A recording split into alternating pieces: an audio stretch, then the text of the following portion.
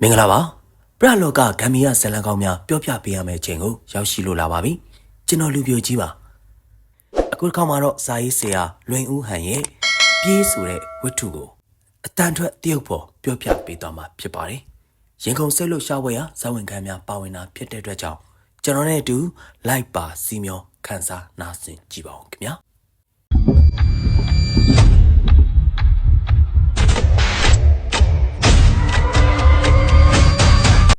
မြို့ဝင်စိုက်မကိုမြင်တွေ့လိုက်တဲ့အခါမှာဒေါ်တင်မာဝေတက်ပြင်းချလိုက်မိပါတယ်။၄နာရီကျော်လောက်ကားစီးရတဲ့ဒုက္ခကမသေးလာပါဘူး။အသက်30ကျော်သားရှိအောင်မဲ့ဌာနကရင်မောင်းအမျိုးသားနဲ့2ယောက်တည်းဆိုတော့လမ်းမှာကားရက်ပြီးအလေးပေါ်သွားဖို့ကလည်းမရဲတာကတကြောင်။မိတ်တီလာရုံးကစီစဉ်ပေးတဲ့မာဂရာချစ်နဲ့လာရတာမို့ရင်မောင်းနဲ့ရင်းနှီးကျွမ်းဝင်ခြင်းမရှိတာကတကြောင်ကြောင့်အလေးပေါ်သွားခြင်းတဲ့ဒုက္ခကိုအောင်ကြီးသိခံနေရပါတယ်။မကြခင်မှာပဲအစိုးရဌာနရုံးဝင်တွေကိုအစိမ်းနှူရောင်မာစတာချစ်လေးကမောင်းဝင်သွားပြီးရုံးရှိမှာထိုးရက်လိုက်ပါတယ်။ကိုယ့်ရဲ့ဌာနဆိုပေမဲ့လို့ပထမဆုံးချိန်ရောက်ဖူးတဲ့ရုံးမို့ရုံးထဲကိုဝင်ဖို့တွန့်ဆုတ်တယ်လို့ဖြစ်နေပါတယ်။ခရိုင်ရုံးမဟုတ်ပဲမြို့နယ်ရုံးခွဲဆိုတော့အဆောက်အဦကကြီးကြီးမားမားမဟုတ်ပါဘူး။ဒေါက်တာမဝေလားရှင်အသက်40နီးပါးလောက်ရှိမဲ့အမျိုးသမီးတစ်ယောက်ကကားနာအထိလာပြီးနှုတ်ဆက်လို့ဒေါက်တာမဝေကပြန်ပြီးနှုတ်ဆက်လိုက်ပါတယ်။ဟုတ်ပါတယ်။ကျမမြင့်မြင့်ထေပါဦးစီးမှုပါရှင်။တွေ့ရတာဝမ်းသာပါတယ်ရှင်။ရုံးထဲကိုကြွပါပစ္စည်းတွေကိုဝန်ထမ်းတွေတက်ခိုင်းလိုက်ပါမယ်။အမျိုးသမီးချင်းဖြစ်တဲ့ပြင်ယာတူလည်းအတူတူမို့အားလည်းမနာနိုင်ရှက်လည်းမရှက်နိုင်တော့ပဲလွယ်ထားရတဲ့ဒုက္ခကိုတူတူလေးကပ်ပြောလိုက်ပါတယ်။ကျမနဲ့လိုက်ခဲ့ပါရှင်။ဒေါ်မြင့်မြင့်ရဲ့နောက်ကလိုက်သွားရင်ရုံးဝင်းကိုလှီးလာကြည့်မိပါတယ်။ရုံးဝင်းကတေကကြော်လောက်ကျပါတယ်။ရုံးကတော့ပေ40လောက်ရှိပါတယ်။ရုံးရဲ့အနောက်ဘက်မှာတော့တင်းဝင်းငပြောပင်တွေအုံနဲ့ချင်းနဲ့ပေါက်နေပြီးတန်တလုံးပင်2ပင်ကြောင်ရှာသီးပင်2ပင်နဲ့အပြုတ်လိုက်အခန်းလိုက်တီးနေတဲ့မချစ်စုတရက်ပင်ကြီး2ပင်ရှိပါတယ်။မချစ်စုတရက်ပင်ကြီးရဲ့ဘေးမှာတော့တမိုးပြင်ကအိမ်လေးတစ်လုံးရှိပါတယ်။အိမ်သားဟိုမှာပါတော့ဒီမှာဒေါက်တာမဝေကဟိုဘက်ဆောင်ကတော့ခတ်ထားတဲ့အိမ်သားကိုသုံးရမှာရှင့်ဒီဘက်ကရုံးဝန်ထမ်းတွေတက်ပါဒေါ်မြင့်မြင့်ရဲ့လက်ထက်တော့ကိုအမြန်ယူပြီးအိမ်သားစီကိုအမြန်သွားပါတယ်။အိမ်သားကအနေငယ်ကျင်းတာကလွဲလို့ဦးစီးရရှိအသုံးပြုတဲ့အိမ်သားဆိုတော့တတ်ပါတယ်။ကိစ္စရှင်းပြီးတဲ့အခါပေါ်ပါသွားတာမို့အိမ်သားတွေကထွက်ပြီးရုံးဝင်းကိုပြန်လှည့်လာပါတယ်။ရုံးရဲ့လက်ဝဲဘက်မှာ2ဧကလောက်ရှိမဲ့ဝင်းချန်ကြီးတစ်ခုရှိပြီးမြက်ရိုင်းတွေနဲ့ချုံမင်းတွေသာရှိပါတယ်။ရုံးရဲ့လက်ဝဲဘက်မှာတော့1ဧကကျော်လောက်ရှိတဲ့ဝင်းချန်တစ်ခုရှိပြီးလဲထုံဆက်2စီးနဲ့မြေတူးဆက်ရင်တစ်စီးကအကားကွယ်မရှိတဲ့တုံမိုးအောင်မှာနေရာယူထားကြပါတယ်။အဲ့ဒီရဲ့ဘေးမှာတော့တစ်သားအိမ်လေးတစ်လုံးရှိပါတယ်။အဲ့ဒီဘက်မြေကွက်ကကျမတို့ဌာနပိုင်မြေလေဟိုအိမ်လေးကစက်ကြီးမောင်းတဲ့သူတွေနေကြတာဒီဘက်ကတော့တပ်ပိုင်မြေပါစက်ကြီးမောင်းသမားတွေရောရှိကြလားစက်ကြီးမောင်းတဲ့သူက2ယောက်ပဲရှိတယ်အလုံးမရှိရင်မြို့မှာကြုံရလုပ်ပြီးအပုံဝင်ရှာကြတယ်လေအခုကအလုံးမရှိသေးတော့မြို့မှာပဲနေကြတယ်တရားချတစ်ခါလာပြီးဆက်နှိုးတာရင်စစ်ဆေးတာတွေလုပ်ကြပါတယ်အော်ဟုတ်ကဲ့ရှင်ဟိုအိမ်ကဒေါ်တင်မာဝေနေရမယ့်အိမ်ပါဒေါ်မင်းမတင်လက်ညှိုးညွှန်ပြတဲ့တစ်သားအိမ်လေးကိုကြည့်ပြီးဒေါ်တင်မာဝေစိတ်ပြတ်သွားပါတယ်မချစ်စုတရက်ပင်ကြီးရဲ့ဘေးကအင်ငယ်လေးကိုအဆောင်နေတဲ့အိမ်လို့ဒေါ်တင်မာဝေထင်မှတ်ခဲ့တာပါအကျယ်15ပေအရှည်ပေ30လောက်သာရှိတဲ့ပြန်တော်တမိုးအိမ်လေးကအတော့ကိုဟောင်းနှံ့နေပါပြီအရှိမတော့9ပေအကျယ်လောက်ရှိမဲ့ဝရဏာလေးတစ်ခုရှိပါတယ်အိမ်မော်ကိုတက်တဲ့လေကားကလည်းရိုင်နေပါပြီဟိုဒီအိမ်မှာနေရမှာလားဟုတ်တယ်ရှင်ရုံးကိုတိုးချဲ့ဖို့အစီအစဉ်ရှိပါတယ်အထက်ကအမိတ်မကျသေးလို့ပါရုံးကိုတိုးချဲ့ရင်အိမ်ကိုလည်းအသစ်ဆောက်မှာပါရှင်ကျမကရုံးဆောင်နေတဲ့အိမ်လို့ထင်နေတာ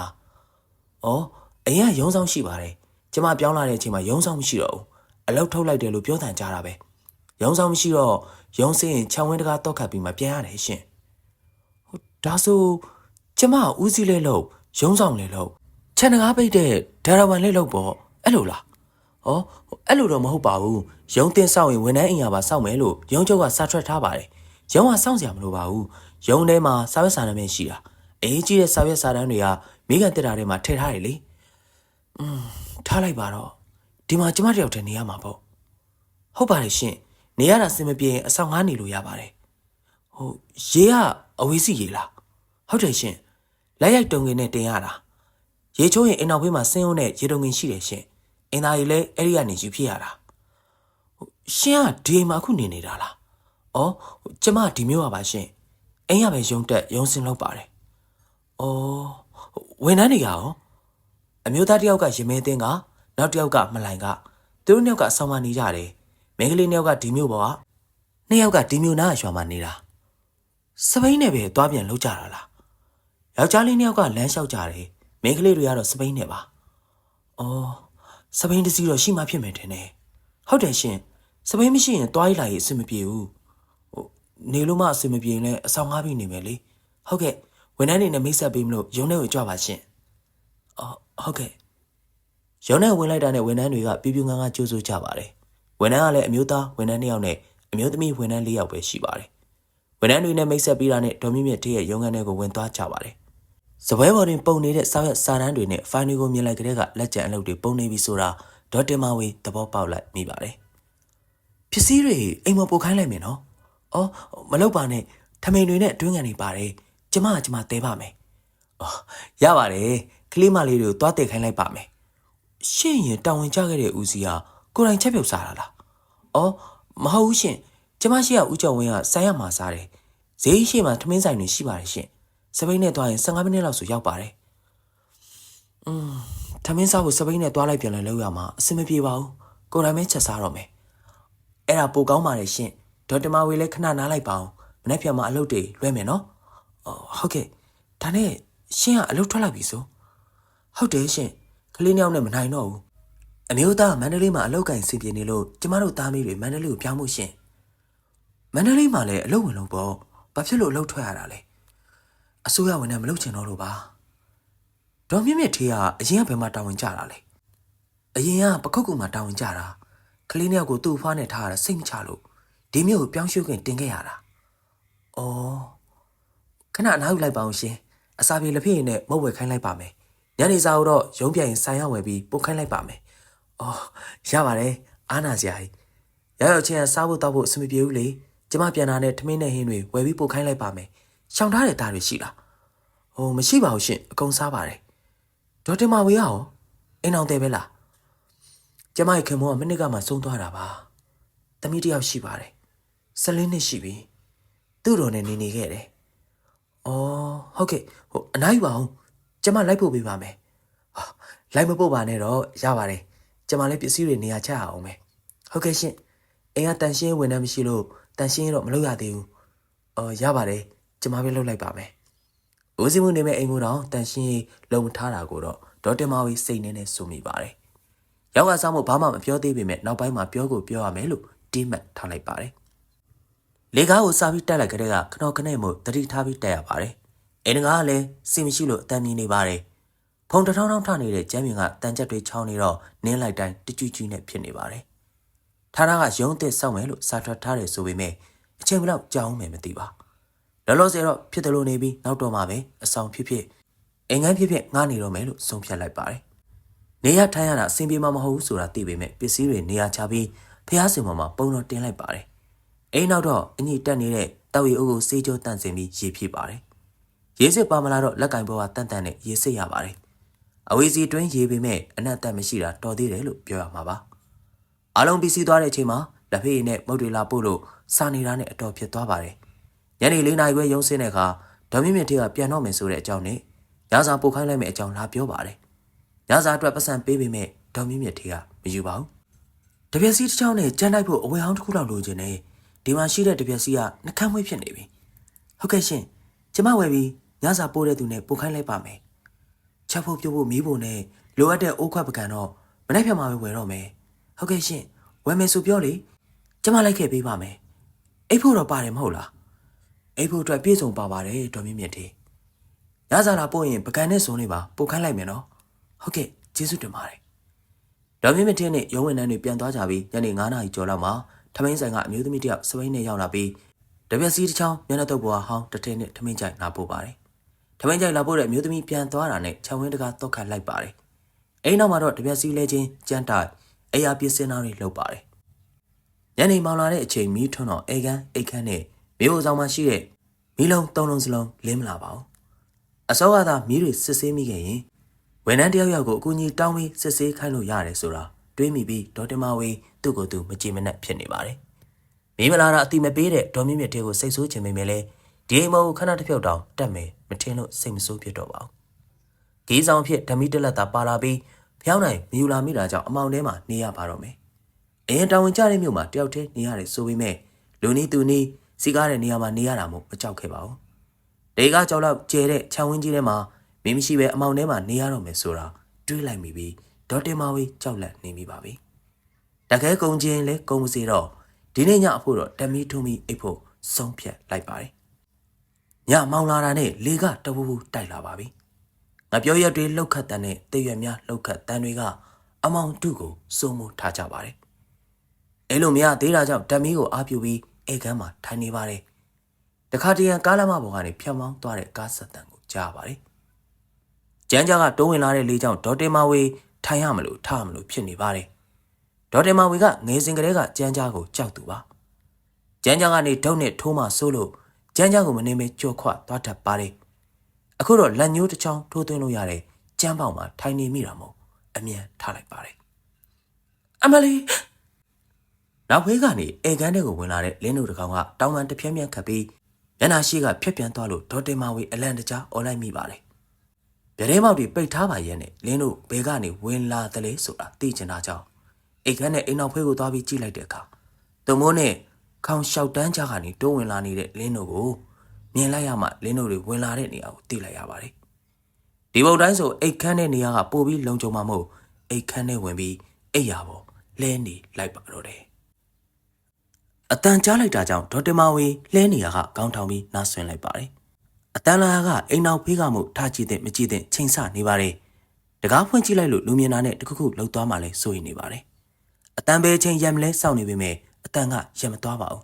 ။အတန်ပင်ကထွက်တယ်ဆိုတာလဲအလုံးသိကျင်နေတာကြောင့်အေးရကထားပြီးဓမီကိုလက်နဲ့အုပ်ခါအိမ်နောက်ဖေးကိုသွားကြည့်ပါတယ်။အတန်လာကအိမ်ပြင်ဘက်ကမို့အိမ်နောက်ဖေးတကားကိုဖြည်းဖြည်းချင်းဟာပြီးကြည့်လိုက်တဲ့အခါရေတုံငင်ကလူမရှိပဲအလိုလိုလှုပ်ရှားနေတာကိုမြင်လိုက်ရလို့ထိတ်လန့်သွားပြီးတော့တကားကိုအမြန်ပိတ်ခါအိမ်ကန်းတွေကိုပြေးဝင်ပါတော့တယ်။ကြောင်လုံးလို့ရင်တက်လက်လက်ခုန်နေတာကြောင့်ပြန်အိတ်လို့မရတော့ပဲအိမ်ရပေါ်မှာထိုင်နေပါတယ်။အတန်တစ်ခုကိုကြားလိုက်ရပြန်ပါတယ်။ဒီကထွက်ပေါ်လာတဲ့အတန်ကနောက်ဖေးကမဟုတ်တော့ပဲအိမ်ရှိကကျန်းကင်းကိုနင်းလို့မြင်နေတဲ့အတန်ပါခောက်တော့ခောက်ပြန်ရှောက်နေလို့မြင်နေတဲ့အတန်ကိုကြားရတဲ့ပြင်တောက်ခတ်ပြီးတပ်ပြင်းချလိုက်တဲ့အတန်ကကြောချမ်းစရာကောင်းနေတာကြောင့်ဒေါ်တင်မာဝေတယောက်လှန်ပြီးအောင်မိမှာဆိုလို့ပါဇက်ကိုလက်နဲ့ပိတ်ထားပါတယ်။လက်ထဲမှာကင်ထားတဲ့ဓာမီကတဆက်ဆက်တုံခါနေသလိုတရုံတုံမြင်နေတဲ့ရင်ခုန်တန်ကိုပင်ကြားနေရပါတယ်။လမ်းလျှောက်တန်ကအချိန်တော်တော်ကြားတဲ့အထိကြားနေရသေးတာမို့အတန်မထွက်ရဲလို့တန်မောက်တွေဂါရာတော်ကိုစိတ်ထဲကကပေါက်တိကပေါက်ချရွတ်ဆိုရင်ဒေါ်တင်မာဝေထွက်ပြေးခြင်းစိတ်ပေါက်လာမိပါတယ်။ကြောင်လုံးတို့မျက်ရည်တွေကလည်းအလိုလိုကျလာနေပါပြီ။မကြခင်မှာပဲကျန်းကင်းကိုနင်းလျှောက်နေတဲ့ခြေတံပြောက်သွားလို့ဒေါ်တင်မာဝေစိတ်သက်သာရရသွားခဲ့ပါတယ်။အချိန်နာရီကိုတော့မကြည့်နိုင်တော့ပဲစောင်းကိုခေါင်းပြီးခြုံထားရင်ကဖျားစာကိုစိတ်ကယွင်ရင်အိပ်ပျော်သွားပါတော့တယ်။မနက်ကျက်တွန်းတန်းကြားလို့နိုးလာတဲ့အခါနိုင်ကိုကြည့်လိုက်တော့မနက်9 နာရီထိုးပါပြီ။ပြမိတ်ချင်တော့တာနဲ့အိမ်ကန်းကောင်းရင်ကဗရိမတ်ကိုဖွင့်ကြည့်လိုက်တော့အလဲရောင်မထွက်သေးပါဘူး။အိမ်သားလည်းအလွန်တက်ချင်နေတာကြောင့်ဓာမီကိုယူပြီးနောက်ဖေးတကားကိုအသာဟကမရဲတေးချောင်းကြည့်လိုက်ပါတယ်။အပြင်ဘက်မှာဘာမှထူးထူးခြားခြားမရှိတာမို့နောက်ဖေးရေကပြင်ကနေအိမ်သားစီကိုပြေးပါတော့တယ်။အိမ်သားနားရောက်တဲ့အခါမှာတော့ယူလာဖို့မေးသွားလို့ဝန်ထမ်းအိမ်သားကိုပဲအသုံးပြုဖို့တကားဆွဲဖွင့်လိုက်တဲ့အချိန်မှာငပြောပင်နေလှုပ်ခါပြီးရိမ့်ထိုးသွားတာကိုမြင်လိုက်ရလို့အင်းကိုပြန်ပြေးခဲ့ပါတယ်။ကြောက်ကြောက်လန့်လန့်နဲ့ပြေးလာရတာအိမ်သားတက်ချင်စိတ်ပါပျောက်သွားပါတော့တယ်။အိမ်ပေါ်ရောက်တဲ့အခါတောက်ရီအိုးရဲ့ရှင်နေပဲမျက်နှာတစ်လိုက်ပါတယ်။မျက်နှာတစ်ပြီးတဲ့နောက်ဖះကိုလက်နဲ့ဓမီနဲ့မီးပူဇော်ရင်ရှ िख ိုးပါတယ်။တဖြည်းဖြည်းနဲ့အလင်းရောင်ပေါ်ထွက်လာတဲ့ခါမှာတော့ဒေါ်တင်မာဝေကြောက်စိတ်တွေပြေပြောက်သွားခဲ့ပါတော့တယ်။မနေ့ရုံတက်လို့ဒေါ်မြင့်မြင့်ထင်းနဲ့တွေ့တဲ့အခါညကအဖြစ်ပြက်တွေကိုပြောပြဖို့စဉ်းစားထားပါတယ်။မနက်9 နာရီမှာရုံးဝင်တန်းတွေရောက်လာကြပြီမို့ဒေါ်တင်မာဝေလည်းရေချိုးအဝယ်စားလဲပြီးရုံးတဲကိုဝင်သွားပါတယ်။ဒေါ်မြင့်မြင့်ထင်းရောက်လာတဲ့အခါမင်းညကကိစ္စပြောချင်ပေမဲ့မယုံကြည်မှဆိုတာရဲ့ကြောက်တတ်တယ်ဆိုတာဒေါ်မြင့်မြင့်ထင်းရတဲ့စိတ်ရုံးဝင်တန်းတွေတည်သွားကြမှာကိုစိုးရင်သားကြောင့်မပြောဖြစ်တော့ပဲရင်ကုန်နှုတ်ပိတ်နေလိုက်ပါတယ်။အဆင်ပြေလားရှင်။ပြေပါတယ်။ဒါပေမဲ့မီးမလာဘူး။မင်းညအမောင်ထဲမှာဓာမီနဲ့နေရတယ်။ဟဲ့တော့မီးတစ်လုံးမှမလာဘူးလား။မလာဘူး။ဟေးကျမကြည့်ခိုင်းလိုက်ပါမယ်။ကျမလည်းလူတာ။အဲ့ဒီအိမ်မောင်မြောက်တာလားနဲ့ချီနေပြီ။အရင်ကရုံးတန်ရှင်အမျိုးသမီးတစ်ယောက်ရှိတယ်။ဒီနားရွာမှာနေတာလေ။အင်အောင်ကြပြီးသူ့ယောက်ျားနောက်လိုက်သွားလို့သူတန်ရှင်ရဲ့လုံတော့ကကျမသွားပြီးလိုအပ်တာပြောနေကြ။အာနာလိုက်တာ ရပါတယ်ကိစ္စမရှိပါဘူးခဏနေကျမကြည့်ခိုင်းလိုက်ပါမယ်နော်အလုပ်ကိစ္စတွေပြောပြီးရင်လိုအပ်တာတွေဝယ်ဖို့17နိုင်လောက်ဈေးကြီးကိုတွားကြမယ်လေဈေးအောင်မှနေ့လည်စာအတူစားကြတာပေါ့မတွားတော့ပါဘူးဒေါ်မြင့်မြင့်ထေရဲ့ဆန်မဲမှစားလိုက်တော့မယ်အော်ဟုတ်ကဲ့အဲ့ဒါလည်းကောင်းတာပဲမနေ့ကပို့လိုက်တဲ့ဟင်းတွေစားကောင်းတယ်မဟုတ်လားအဲ့ဒီဆန်ကတော်တော်ကောင်းတယ်ပို့လဲပို့ပေးတယ်စားကောင်းပါလေကျမကိုလေအဆောင်ရှာပေးလို့ရမလားရှင်ဒေါက်တာမောင်ကြီးပြောဆိုလိုက်တဲ့စကားကိုကြားတော့ဒေါ်မြင့်မြင့်ထေတန်းအောင်တအောဖြစ်သွားပါတယ်အော်ဘာမှမဟုတ်ပါဘူးစားကြနာလေးတွေစားလိုတာလေးတွေဝယ်ဖို့ကဒီကနေဝေးလို့ပါအော်ဟုတ်ကဲ့ကျမမေးထားပေးပါမယ်ဒီမှာအဆောင်ရဲလို့တီးတတ်မရှိဘူးအိမ်ငန်းတွဲလေးတွေဝန်ထမ်းတွေအတွက်အဆောင်ငါးစားကြတာပဲရှိတယ်တခန်းကို2ယောက်3ယောက်စုနေမှရမှာအော်ရပါတယ်ကျမတို့ကိစ္စမရှိပါဘူးအဖော်ရတာပေါ့ရှာပေးထားပါမယ်မနက်စာကိုစားပေးပြီလားအော်မစားသေးပါဘူးဒါဆိုကျမမှာပေးပါမယ်ဟောအားနာစရာကောင်းပါတယ်မမှာပါနဲ့ဖုန်းဆက်ပြီးမှာပါစားတော့ဆိုင်မှာဖုန်းရှိတယ်ရှင်အော်အဲ့ဒါဆိုစင်ပြေတာပေါ့ဘာစားကြင်လဲရှင်လက်ဖေးနဲ့အကြကွေးရရင်တော်ပါပြီဟုတ်ကဲ့အခုဖုန်းဆက်ပြီးမှာပေးပါမယ်ဖျောင်းနိုင်တထုံးနဲ့မီးချစ်ရဲ့နေ့လည်နဲ့ညစာအတွက်ပါကြုံမပေးထားပါတော့မြင့်မြင့်ထေဟုတ်ကဲ့မှာပေးပါမယ်ဒေါ်မြင့်မြင့်ထေနဲ့တူရုံးလောက်တွေလွှဲပြောင်းလောက်ကန်နေပေမဲ့မနေ့ကအကြောင်းကိုစကားမစမိအောင်တတိထားနေရပါတယ်ဆိုင်ကထမင်းကြိုက်လာပို့တော့လဲလက်စုံစားရင်စကားပြောဆိုကြတဲ့အခါအမားပါမှာဆိုလို့ရုံးမှာမစားပဲအိမ်မှာပဲပြန်စားပါတယ်ညနေရုံးစင်းတော့ရုံးဝင်တဲ့အမျိုးသမီးတယောက်ကိုအဖော်ဖြစ်အိတ်ဖေးဖို့အကူအညီတောင်းချင်ပေမဲ့ခင်မင်းရင်းနှီးမှုမရှိသေးလို့ပြောမထွက်တာနဲ့အကူအညီမတောင်းဖြစ်ခဲ့ပါဘူးညနေ9 နာရီမှာတော့ထမင်းဆိုင်ကအမျိုးသမီးတယောက်ညစာထမင်းလာပို့ပါတယ်ဒီနေ့ထမင်းလာပို့တဲ့သူကမနေ့ကအမျိုးသမီးမဟုတ်တာကိုသတိထားမိလိုက်ပါတယ်ဆရာမဒီမှာဖျောင်းနိုင်ထုံးနေမိချစ်ဖျောင်းနိုင်တင်မှုစီမီကွက်လေးတွေပါဝယ်လာခဲ့တယ်ကျေးဇူးတင်ပါတယ်ဖျောင်းနိုင်တို့ကိုမြင်တော့မှမီးဖွင့်ကြည့်ဖို့တရိယာပြီးဖွင့်ကြည့်ပေမဲ့မီးမလာပါဘူးဒေါ်မြင့်မြင့်ထင်းနေတော့ခတ်တော့တာပဲမီးလာကြည့်ပေးဖို့ပြောထားတာတော့ရေးမလို့ဘူးဆရာမအသက်ရောက်လာတယ်ဦးစင်းမူလားအေးဟုတ်တယ်ချိန်မှနေတာပေါ့မီးလာမပြင်သေးလို့ဒေါသထွက်နေရတဲ့ကြားထဲအမေးများထူနေတဲ့ထမင်းကြိုင်လာပို့တဲ့အမျိုးသမီးကိုစကားကြောရှည်မှဆိုလို့အင်းတလုံးတဲသာပြောဆိုပေးမယ်အမျိုးသမီးကထပ်မင်းနေပြန်တော့ဒေါက်တာမဝေစိတ်မရှိတော့ပါဘူးဟုတ်ဆရာမအဆောင်ကားမနေဘူးလားကျမနာမည်ချိုချိုဝင်းပါဆရာမချိုတူးလို့ပဲခေါ်ကြပါတယ်ထမင်းဆိုင်နာမည်ကလည်းချိုတူးပါပဲဆရာမမှတ်ထားလိုက်ပါမယ်မချိုတူးကတခုခုပြောဖို့ပါဇက်ပြင်းနေတာကိုဒေါက်တာမဝေသတိထားမိလိုက်ပါတယ်ဘာကိစ္စကြောင့်မင်းနေတာလဲဟိုလေပြောလေဒီအိမ်ကတရေ6တယ်ဆရာမဟေးဟုတ်လားချင်းကဘယ်လိုလုပ်ပြီးတည်တာလဲအရင်ကဆရာဦးကျော်ဝင်းကိုကျမပဲထမင်းလာပို့နေကြလေအဲ့တော့ဘာဖြစ်တယ်လဲဆရာကြီးဦးကျော်ဝင်းကလေဒီအိမ်မှာကျိုးဆွဲချပြီးတည်သွားတာဟမ်မချိုတူရဲ့စကားကိုကြားလိုက်တဲ့အချိန်မှာဒေါက်တာမဝေထိတ်တလန့်နဲ့ပါဇက်အဟောင်းသားဖြစ်သွားပါတယ်ဟုတ်တယ်ဆရာမညနေဒီလိုချိန်ကျမထမင်းကြိုင်လာဖို့တော့အကောင်းကြီးရှိသေးတာသူကဒီရှေ့မှာထိုင်ပြီးအရက်တောက်နေတာနောက်နေ့မနက်10 နာရီလောက်မှာဆရာဦးကျော်ဝင်ကျိုးဆွဲချပြီးသေးတဲ့တဲ့ကြားရတာပဲသူကဘာဖြစ်လို့တတ်တည်ရတာလဲသိရင်ပြောပြပါလားတိကြတော့ကျမလည်းမသိဘူးဆရာမကျမကြားတာတော့သူ့မိမနောက်မီးလင်းလို့ဆိုလာပဲသူ့အာသူပါကိုသူ့ညီနဲ့ညီမပဲလာတယ်သူ့မိမမလာဘူးဦးကျော်ဝင်းကဘယ်လိုပုံစံလဲဝါပူပါဆရာမသူ့မျက်နှာဖောင်းကားနေတာကြောက်ပေါက်မာတွေလည်းရှိတယ်ဖပြုတ်ကြီးနဲ့တူတယ်ဆရာမရဲ့သူကအင်းအောင်မရှိဘူးလားရှိတယ်ဆရာမဘယ်စာတီလဲတော့ကျမလည်းမသိဘူးဟာတပြင်းရှည်ကြီးချလိုက်တဲ့ဒေါက်တာမဝေရဲ့မျက်နှာကိုမတ်ချိုတူကအသေးချာစိုက်ကြည့်နေပါတယ်တကယ်ဆိုဒေါ်မြင့်မြင့်ထေကအမှန်တိုင်းပြောပြီးအသိပေးတင်ပါတယ်လူသေးထားတဲ့အပြင်သေး6တဲလို့နာမည်ကြီးနေတဲ့အိမ်မနေခိုင်းတာကိုကဒေါ်မြင့်မြင့်ထေရဲ့အလွန်လို့ဒေါက်တာမဝေတွေးလိုက်မိပါတယ်ဆီယမကိုမချောက်ဘူးလားယင်6တယ်ဟင်ဆီယမမချောက်ဘူးလားကြောက်တော့ဘယ်တတ်နိုင်မှာလဲကျမဘယ်မှာသွားနေရမှာလဲအဆောင်က ချက်ချင်းရှာလို့ရတာမှမဟုတ်တာဆရာကြီးဦးကျော်ဝင်းတက်သေးတာဆရာမမကြားမိဘူးလားမကြားမိပါဘူးဦးစီးမှုယာရုတိုးပေးပြီးချက်ချင်းပြောင်းရမယ်ဆိုလို့ရုံးချုပ်ကအမိန့်စာထွက်လာလို့ချက်ချင်းပြောင်းလာခဲ့တာဟဲဆရာမတော်မင်းမထီအောင်မပြောပြဘူးလားမပြောပြလို့သူ့ကိုစိတ်ဆိုးနေတာပေါ့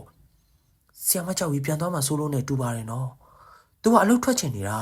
သူ့ယောက်ျားမန္တလေးမှာကြောက်ရောင်းဝင်နဲ့စင်ပြေနေတယ်လေအိမ်တော်ဝယ်ထားပြီးတယ်လို့ပြောတန်ကြမိတယ်ဖြစ်နိုင်တာပေါ့အကျိုးကြောင့်ပြပြထားရင်နေဖို့ထိုင်ဖို့စီစဉ်ရတာပဲဒါလည်းမဟုတ်သေးပါဘူးချက်ချင်းဘယ်လိုစီစဉ်လို့ရမှာလဲသူလည်းမမားပါဘူးအကျိုးကြောင့်ပြောရင်လည်းကြောက်မှဆိုလို့မပြောတာနဲ့တူပါတယ်ဟုတ်မှာပါဆရာမရဲ့ဆရာမမနေရင်ကျမတို့ဆိုင်မှာလာနေမလားအခန်းတော့မရှိဘူးနော်ဆရာမအပေါ်တက်ကဖျားကမှနေရမှာအမေကိုပြောပေးမယ်လေမချိုတူကိုကျေးဇူးတင်ပေးမဲ့ချက်ချင်းကြီးအကူကြီးလက်ခံဖို့ဆုံးဖြတ်ခတ်နေတယ်လို့ထမင်းဆိုင်မှာသွားနေရတယ်ဆိုတာမျိုးလည်းအပြောမခတ်ချင်ပါနေလို့မရရင်ပြောမယ်လေဒီညတော့အိတ်ကြည့်လိုက်အောင်မယ်ဟုတ်ကဲ့ဆရာမကိုဘယ်လိုခြောက်တာလဲဒေါက်တာမဝေကမနေ့ညက6လန့်ခဲ့ရပုံကိုပြောပြလိုက်ပါတယ်အမလေးအဲ့လောက်ကတော်သေးတယ်ဆရာမရဲ့အရင်ကရုံဆောင်ရှိတယ်ကျမတို့လေစင်းရွာကဦးညီပူပေါ့ဦးညီပူကရုံထဲမှာအိတ်တယ်အခုအိမ်မှာဆရာဦးကျော်ဝင်းနေတယ်ဦးညီပူနဲ့ဆရာဦးကျော်ဝင်းကမတည့်ကြဘူးဆရာမရဲ့ဦးညီပူကဟိုငပြောပင်တွေကအသီးသီးရင်ခုတ်ရောင်းတယ်တရားသီးဆိုလဲခူးပြီးရောင်းတယ်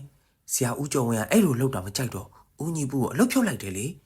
ဦးညီပူကကျမတို့ဆိုင်မှာကုလုံနေတာဆရာဦးကျော်ဝင်းတည်သွားပြီးတက်လာလောက်မှာဦးညီပူကရုံထဲဝင်ပြီးတော့ငါပြောခိုင်ခုတ်တယ်သူဝင်တဲ့အချိန်ကည9 နာရီတဲ့ငါပြောခိုင်ခုတ်နေတော့ငါပြောပင်တွေကြားထဲကထွက်လာပြီးသူ့လည်းပြီးကိုညှစ်တယ်တဲ့ဦးညီပူလည်းတက်တိတော့မနှဲပါဘူးဒါပေမဲ့ခံချလို့တော့မရတော့ထွက်ပြေးလာတာနောက်3ရက်လောက်နေတော့ထပ်သွားသေးတယ်ကျမတို့တားနေတဲ့ကြားကသွားတာသူသွားတာညနေ6 နာရီလောက်ပဲရှိသေးတယ်မောင်ငါစားပေါ့သူအဲ့ဒီရောက်တော့အိမ်မရင်းပေါက်ပွင့်လာတာမြင်လို့လူရှိတဲ့ထင်ပြီးကြည့်လိုက်မိတာလေဘင်းမှာကြိုးတန်းလန်းနဲ့ရှာထွက်နေတဲ့ဆရာဦးကျော်ဝင်းကိုမြင်လိုက်ရတယ်တဲ့သူလည်းမနေရတော့လို့ချက်ချင်းပြန်ပြေးလာတယ်တဲ့ဆရာမကြီးမချိုတူစီကကြားတဲ့သတင်းတွေကစက်မနေရလောက်အောင်ပါပဲဟုတ်ဆရာမကြောက်ရင်ဆိုင်မလာနေနော်အားနာစရာမလိုဘူးအဆောင်ရတော့မှပြောင်းပေါ့ဒီနေ့ညတော့နေကြည့်လိုက်ပါဦးမယ်အစင်မပြေရင်ပြောင်းလာခဲ့ပါမယ်ဟုတ်ကဲ့ဆရာမကျမပြန်တော့မယ်နော်ကျေးဇူးတင်ပါတယ်ရတယ်ဆရာမမချိုတူပြန်သွားတဲ့အခါခြံဝင်းတကားကိုတော့ကပ်ပြီးရင်းမြမြချိုးကမမောင်ငင်ထမင်းစားဖို့ပြင်ဆင်ပါတော့တယ်ထမင်းစားပြီးရင်တော့အိမ်သာမတက်ချင်းပေမဲ့စောစောစီစီဖြည့်ရှင်းထားဖို့ဒေါ်တင်မဝေအစီအစဉ်ဆွဲထားပါတော့တယ်ဖယားကိုဖျောင်းနိုင်တဲ့မြေပူစော်ပြီးရှ िख ိုးကြော့ပါတယ်ကြော့ပြီးတော့ပေကြီးဆက်တက်တော့ရွတ်နေစင်မှာပဲတောက်ခေါက်တန်တစ်ခုကြေးကြေးလောင်လောင်ကြားလိုက်ရလို့ကြက်သိန်းဝင်းချင်းထသွားပြီးမဲ့ပေကြီးကိုပဲဆက်ရွတ်နေပါတယ်ဖယားရှ िख ိုးပြီးတော့မြစ်တာပို့တဲ့အခါဦးကျော်ဝင်းရဲ့နာမည်ကိုပါခေါ်ပြီးမြစ်တာပို့ပေးပါတယ်အားလုံးပြီးစီးသွားတဲ့အခါစားတောက်ထားတဲ့ပကံတွေကိုမနှက်ကြမှာဆေးဖို့အိမ်နောက်ဖေးကိုကြောက်ကြောက်နဲ့အမြန်သွားထားပါတယ်နောက်ဖေးကပြန်ထွက်လာတဲ့အခါမှာတော့အိတ်ခမ်းရှိကလူသွားလန်းအလယ်မှာဂျိုးတန်းလန်းနဲ့ရှာတက်လက်ထွက်ပြီးတင်းနေတဲ့သူကိုရုတ်တရက်မြင်လိုက်ရတာကြောင့်ဒေါက်တာမဝေအော်ဟစ်ဖို့တောင်မေးပြီးအသက်ရှူရက်မတက်ဖြစ်သွားပါတယ်ဂျိုးစဲချတင်းနေသူရဲ့မျက်နှာနဲ့ကိုခန္ဓာကထမင်းဆိုင်ကမတ်ချိုတူပြောတဲ့အတိုင်းပါပဲဂျိုးစဲချတင်းနေသူရဲ့မျက်လုံးကရုတ်တရက်ပွင့်လာတဲ့အခါမှာတော့ဒေါက်တာမဝေကြောက်လန့်တကြားနဲ့နောက်ဖေးတကားဝင်ပြီးဆင်ပြေပါတော့တယ်ရေကပင်ပေါ်ကခုန်ချလိုက်တာကြောင့်ခြေချင်းဝက်ခေါက်လဲသွားပါတော့တယ်ချက်ချင်းပြန်မထနိုင်သေးတဲ့အချိန်မှာငါပြောပင်တွေကြားကထိုးထွက်လာတဲ့ဘိုးဘကွက်ကွက်အရာကြီးကိုမြင်တွေ့လိုက်ရတာနဲ့နာကျင်တာကိုမေ့ထားပြီးရုံးအရှိကိုအမြန်ထပြေးပါတော့တယ်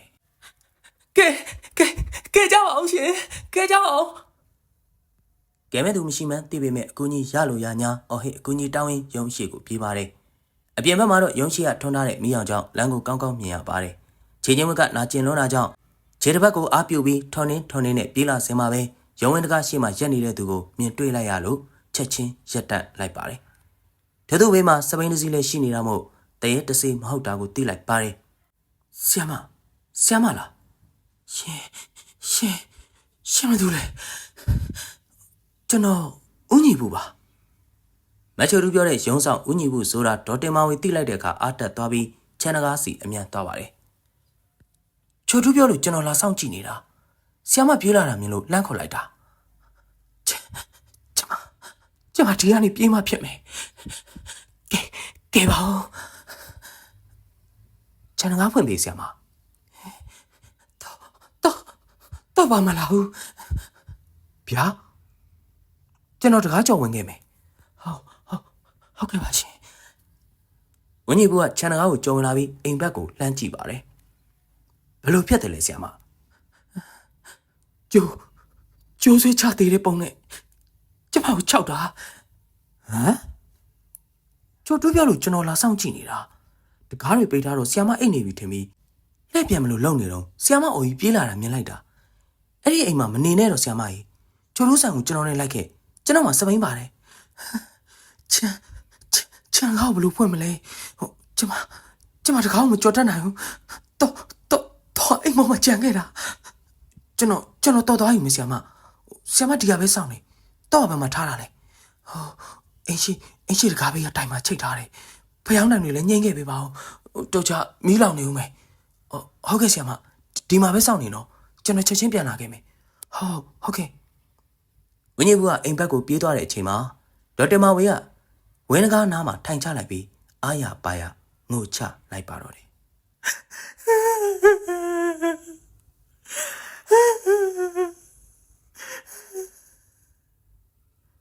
ခဏကြာမှတော့အမောတကောနဲ့ပြေးလာနေတဲ့ဥညီပူကိုမြင်လိုက်ရပါတယ်ဆရာမပြေးကြမယ်ခြံတကားတော့ကိုအမြန်ဖွင့်နေတဲ့ဥညီပူရဲ့လက်တွေကတုံနေတာဒေါက်တာမဝေတတိထားလိုက်မိပါတယ်ဥညီပူဘလို့ကြုံတွေ့ခဲ့တယ်ဆိုတာမသိပေမဲ့တော်ဆိုးဝါးကြုံတွေ့ခဲ့တယ်ဆိုတာတွေးလိုက်မိပါတယ်လာဆရာမဥညီပူကဒေါက်တာမဝေကိုလက်ဆွဲပြီးခြံဝင်းပြင်ကိုထွက်သွားပါတယ်ဝင်းကြီးကစပိန်ကိုတွန်းပြီးလမ်းမပေါ်တက်သွားတဲ့အချိန်မှာဒေါက်တာမဝေကရုံးဝင်းထဲကိုလှည့်ကြည့်လိုက်မိပါတယ်။ခြံကားနဲ့မလန်းမကန့်မှရက်နေတဲ့ပူကအရာကိုမြင်လိုက်ရတဲ့အခါခြေထောက်နာနေတာကိုတောင်မမှုနိုင်တော့ပဲစပိန်နဲ့အသင့်စောင့်နေတဲ့ဦးညီပူစီပြေးပြီးဂယ်ရီယာပေါ်တက်ထိုင်လိုက်ပါတော့တယ်။ဖျောင်းနိုင်နေငင်းကြတာဦးညီပူဖျောင်းနိုင်နေငင်းကြမြောင်ဆရာမကျွန်တော်တော့မနေ့ထွက်ပြေးလာခဲ့ရတာ။မီးတော့မလောင်တော့ပါဘူးနော်။ဖျောင်းနိုင်အောင်ပါမိကန်ကလေးတွေတော့ခံထားပါတယ်။လောင်သွားလေအေးတော်ကြီးဆရာမရဲ့အဲ့ဒီအိမ်ကဖြတ်ကိုဖျက်ရတော့မှာဖြတ်လဲ तू ဟာရှိနေအောင်ပါပဲလေပြောလို့တော့မရဘူးဆရာမကြီးအိမ်ကိုလည်းဖြက်ငါပြောပင်နေလဲခုတ်လိုက်ရင်တော့နေစရာမရှိတော့ဘူးလေဟဲငါပြောပင်ကဆိုင်လို့လားအဲ့ဒီငါပြောပင်တွေက तू စိုက်ထားတာဆရာမရဲ့ရှင်စပိန်ကိုအားစိုက်နေတဲ့ဦးညီပူကိုစကားဆက်မပြောတော့ပဲအသာငြိမ်နေလိုက်ပါတော့တယ်နောက်နေ့မနေ့ဂျုံတက်ချိန်မြောက်ပြီးဦးညီပူနဲ့မတ်ချိုတူကဒေါက်တာမဝေကိုချစ်ကားငါပြီးလိုက်ပို့ပေးပါတယ်အိမ်မော်ရောက်တော့ဖျောင်းနိုင်တွေကစီမီကွက်ထဲမှာပျော်ကျနေပြီးအခဲဖြစ်နေကြပါပြီအိမ်မီးတော်မသွားတာပဲကံကောင်းတယ်လို့ဒေါက်တာမဝေတွေးလိုက်မိပါတယ်အိမ်နောက်တော့ဦးညီပူတို့နဲ့အတူအိယာအဝတ်စားတက်တာနဲ့အသုံးဆောင်ပစ္စည်းများထည့်ပေးလိုက်ပြီးဟမ်မပြတ်ရုံတက်ပါတယ်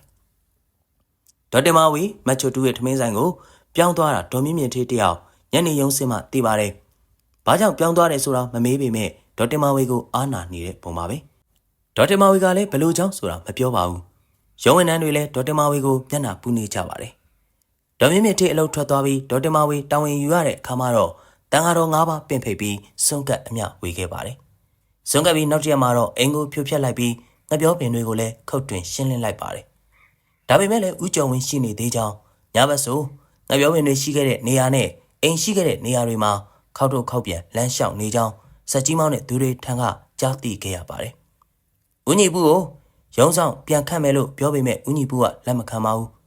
ဒေါက်တာမဝေ6လခံခဲ့ရတဲ့အကြောင်းကိုတော့ဦးညီပူနဲ့မတ်ချိုတူးတို့သာသိပါတယ်ဦးညီပူနဲ့မတ်ချိုတူးတို့ကလည်းနှုတ်လုံပါတယ်အိမ်နဲ့ငပြောပင်တွေကိုရှင်းလင်းပြီးပြီမယ်နေခင်းအချိန်အောင်ဒေါက်တာမဝေရဲ့ရုံးခန်းစပွဲပေါ်ကစာရွက်တွေဆွဲချတာခေါင်းတွေတွန်းရွှေ့တာတွေနေ့စဉ်လိုကြုံတွေ့နေရလို့စက်မနေနိုင်တော့တာနဲ့အလောက်ပြုတ်ချင်းလဲပြုတ်စီတော့လို့သဘောထားကပြောင်းရွှေ့ခွင့်စတင်ခဲ့ပါတယ်အများဆုံးပြောင်းရွှေ့ခွင့်ရဖို့အထက်လူကြီးတွေကိုလည်းကြော့တန်တီကြော့ရပါတယ်တနေ့လေးပါလုံးကြာမှမိထီလာယုံကိုပြောင်းရွှေ့မိတ်ကြလာပါတယ်ဒေါက်တာမဝေရဲ့နေရာကိုတော့ဦးလာစိန်ဆိုသူကြောက်လာခဲ့ပါတယ်ဦးလာစိန်နဲ့ဒေါက်တာမဝေတို့ကရုံတရုံထဲမှာတာဝန်အတူထမ်းဆောင်ခဲ့မှုတော်မို့အတော်ရင်းနှီးကြပါတယ်ဦးလာစိန်ကလည်းအချိန်လေးအမှန်တိုင်းဖွင့်ပြောခဲ့ပါတယ်ဒေါက်တာမဝေပြောင်းရွှေ့ပြီးတဲ့နောက်ဦးလာစိန်ကလော်ကီပညာရဲ့နဲ့နှင်လွှတ်လိုက်တဲ့အကြောင်းနဲ့မချောင်းလှမ်းတော့ကြောင်းသူအိမ်နဲ့ငပြောပင်တွေကိုဖျက်ဆီးခဲ့တဲ့ဒေါက်တာမဝေကိုမကျေနပ်လို့ဦးကျော်ဝင်းကအမျိုးသမီးတယောက်ကိုပူးကပ်ပြီးပြောဆိုခဲ့ကြောင်းဖုန်းဆက်ပြီးပြောပါတယ်အဲ့ဒီရုံးမှာသာဆက်လုပ်နေအောင်မယ်ဆိုပါက ဦးကျော်ဝင်းဘလို့လက်စားချီမလဲလို့တွေးလိုက်မိပြီးဒေါ်တင်မာဝေချက်သိမ်းထမိပါတော့တယ်